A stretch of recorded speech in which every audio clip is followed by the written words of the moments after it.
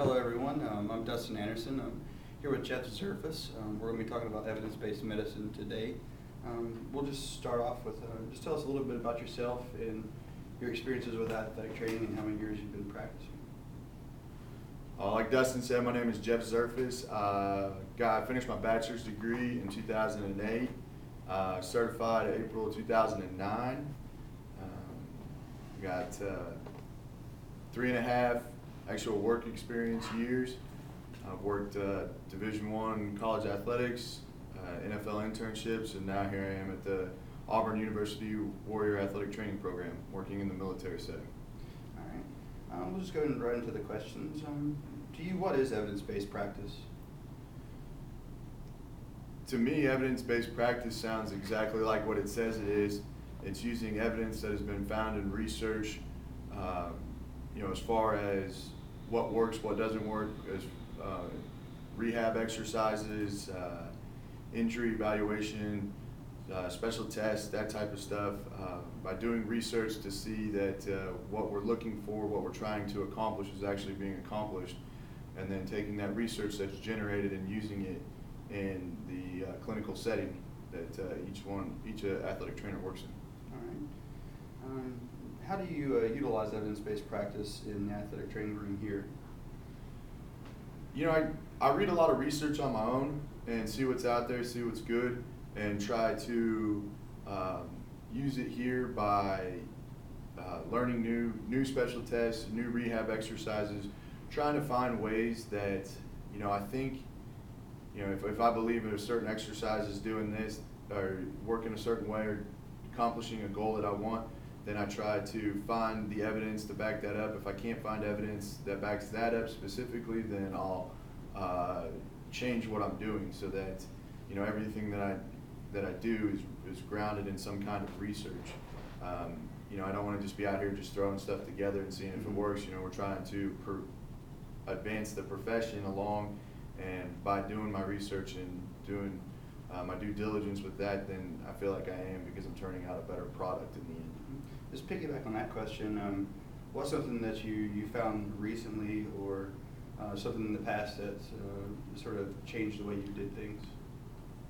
One of the things that I did find, and this has been a little bit now that I found it, but I read a study that was done a few years ago and talking about how to best strengthen the quad by using bodyweight squats in the rehab setting.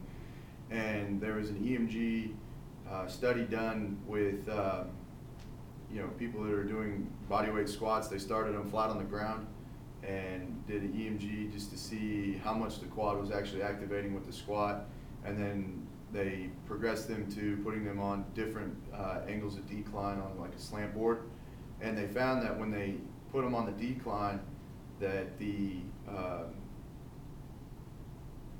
activation of the quad with the exercise was greater, because the quad was also having to do some stabilization effect, and the lower leg wasn't doing as much. So the test subject was getting a greater work at the quad by being put on a decline, and that's something that I use pretty regularly now with somebody that needs to do quad strengthening, is get them onto a decline. Okay, nice. Do you feel prepared to practice evidence-based medicine? I feel like I kind of am, and I'm kind of not. I feel like evidence-based practice medicine is new to our profession. There's been a big push over the last few years, especially with the BOC now requiring that 10 of our 50 CEUs be evidence-based practice. I feel that as we go farther with this process and more evidence-based research gets out there, that I'll be a lot more comfortable with it.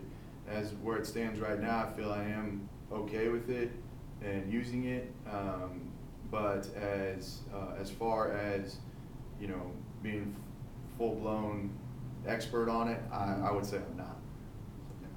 And just the next question, in your time at undergrad, grad school, did you get much exposure or much experience with evidence-based medicine?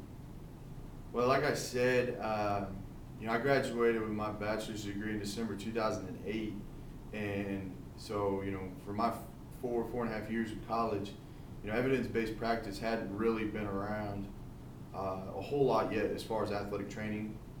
We were in our undergrad, we were required to do our own research and read these things and study outside of just our textbooks. And then once I became certified, now it's not so much preparing for our certification exam, it's trying to find the best way to be the best clinician I can each and every day. And that forces me to read research and to be more evidence-based, because if I tell a kid that, hey, I can have you back in 2 weeks, but the process that I'm going through to get them back isn't going to allow that, then I'm doing something wrong and I need to do something better. So that forces me to get out there, read research, see what the experts are saying, try to find that evidence-based research and use it all the time in my clinical practice. All right. And I just want your opinion on this last question. Do you think evidence-based practice is relevant to athletic training? I think it is, and I think it isn't at the same time. And I think the reason why it isn't is because, not because it's bad or anything like that, but because it's so new that we're still learning. I did a recent webinar with Mike Reinold, who was at one time the Boston Red Sox athletic trainer and now runs his own PT clinic in Boston, considered one of the best PT ATCs as far as shoulders go.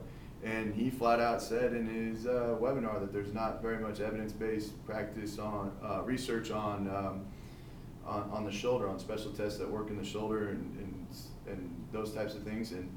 And so, that's why I think it'll be good in 5-10 years when we start getting a lot more evidence out there and people are starting to gear towards that type of research, and that's all they're doing is evidence-based research. Then it'll be really great and it'll apply in everything. As of right now, it doesn't apply as well because there's just not enough.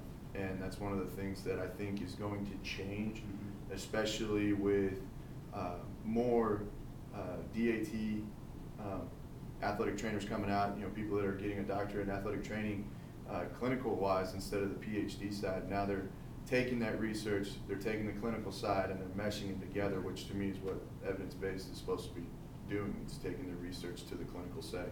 All right. Well, thank you for your time, Jeff. It's been a good discussion. Thank you. You're welcome. Thank you.